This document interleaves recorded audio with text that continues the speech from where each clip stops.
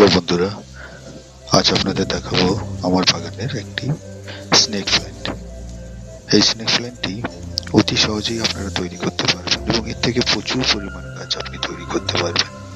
একটি snake plant 50 টাকা 70 টাকা দিয়ে যদি আপনি বাজার থেকে কিনে নিয়ে আসেন, সেই বাজার থেকে কিনে নিয়ে আসা গাছটিকে আপনি যদি কিছুদিন পরিচর্যা করেন, দেখবেন গাছটি খুব সুন্দর গ্রো হয়ে গেছে এবং মাস ছয়েকের মধ্যে আপনি সেই গাছটিকে থেকে আবার নতুন চারা তৈরি করতে পারবেন।